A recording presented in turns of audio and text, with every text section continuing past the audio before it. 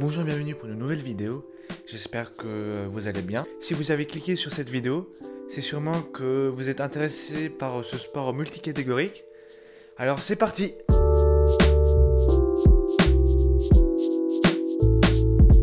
La question que l'on peut se poser c'est qu'est-ce que c'est le Rallye Dakar? Le Rallye Dakar il débute souvent fin décembre, début janvier et dure à peu près 10 jours à 15 jours à peu près. Le Rallye Dakar, que l'on nomme aussi le Dakar, aura un gros changement en 2008-2009 et il passe de Rallye Paris-Dakar à Paris-Dakar. Ah bon, mais pourquoi? Avant de connaître le changement de son nom, il faut savoir pourquoi est-ce qu'on le nomme comme ça. Il faut savoir que c'est Thierry Sabine qui aura créé ce rallye, le Rallye Paris-Dakar. Mais qui est-il? Je comprends pas qui il est. C'est un pilote de rallye qui décédera lors d'un accident d'hélicoptère. Et ça sera au Mali lors de la 8e saison du Rallye Paris-Dakar. Et ce sera son père qui reprendra l'organisation de ce grand événement, de ce rallye raid qui débute à Paris pour pouvoir avoir une meilleure médiatisation. Et c'est quoi un rallye raid en fait? Un rallye raid, c'est un rallye tout terrain, mais la différence c'est que les étapes durent un petit peu plus longtemps, avec environ 100 km par étape. Et on aura aussi la durée de la course qui durera un petit peu plus longtemps, avec 10 ou 15 jours de course, et l'on parcourra environ plusieurs milliers de kilomètres. Parlant d'itinéraire, il varie en fonction des années, où l'on aura dans les débuts l'itinéraire Paris, 7, Alger et Dakar. Le premier Paris-Dakar partira le 26 décembre 1978 de la place de Trocadéro à Paris et arrivera à Dakar le 14 janvier 1979 avec 170 voitures. C'est énorme, 70 voitures, rendez-vous compte lorsque vous partez du Trocadéro. C'est énorme. On verra en 1994 un aller-retour Paris-Dakar, donc Paris-Dakar-Paris. On aura de plus en plus de participation lors de ce Rallye Dakar avec plus de 603 équipes en 1988 et à peu près 3000 personnes en 2015. Mais le plus gros changement de ce rallye, ce sera en 2008. L'édition de 2008 sera annulée dû à un risque au terrorisme qui est causé par rapport au groupe d'Al-Qaïda. Même si l'on avait plus de 4000 policiers qui sont là pour la sécurité. En février 2008, l'organisateur du Rallye Dakar, Amaury Sports Organization, annoncera que l'événement se produira en Argentine et au Chili avec un départ et une arrivée au Buenos Aires en 2009. Avec ce changement de lieu, les pays africains réagissent et créent leur propre rallye qui sera le African Race. Il y aura René Medguet qui soutiendra cette course pour que qu'il y ait une course qui reste sur ce continent. Certains pilotes comme Hubert Auriol ou Jean-Louis Schlesser se rallient à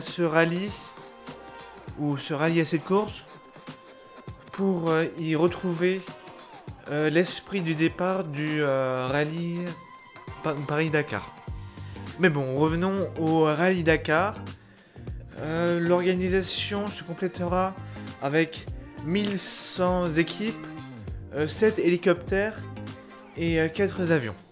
Mais en 2019, l'organisateur déclare qu'il déménage en 2020 de l'Amérique du Sud vers l'Arabie Saoudite.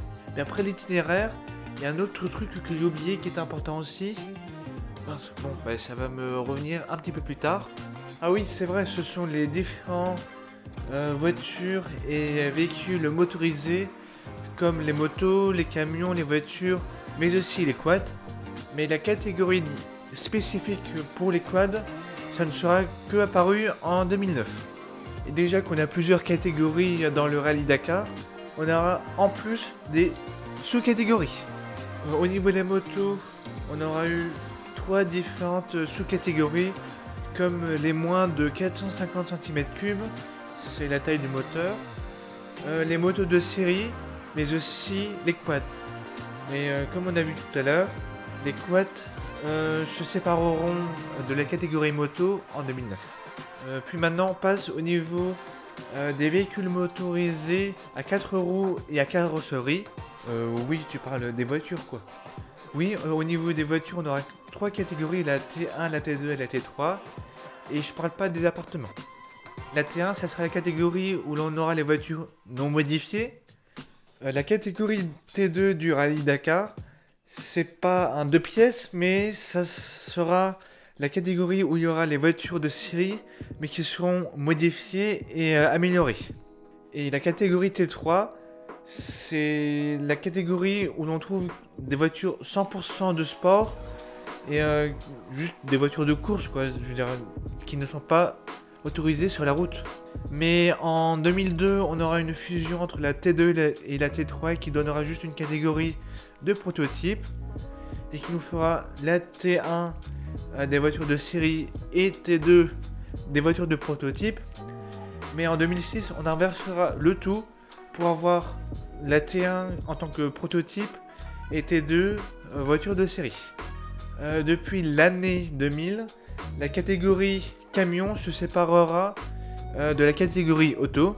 Dans les années 80, on éliminera la partie prototype des camions car c'était trop dangereux et on allait trop rapidement dans les dunes et dans le désert et ça crée trop d'accidents dangereux et mortels. On aura beaucoup de constructeurs qui participeront au Rallye Dakar pour vitrine de leur modèle de voiture, mais aussi en tant que laboratoire pour tester et montrer la robustesse de leur voiture. Les marques qui arriveront le plus à se démarquer et aussi à avoir le plus de titres, ce seront les constructeurs KTM, Yamaha et Honda. Pour regrouper les constructeurs principaux au niveau des camions, mais qui sont aussi les meilleurs constructeurs par la suite, ce seront les constructeurs Kamaz, mais aussi Iveco, Tatra, et je parle pas du Tartar, et le constructeur DAF, qui seront le top du top.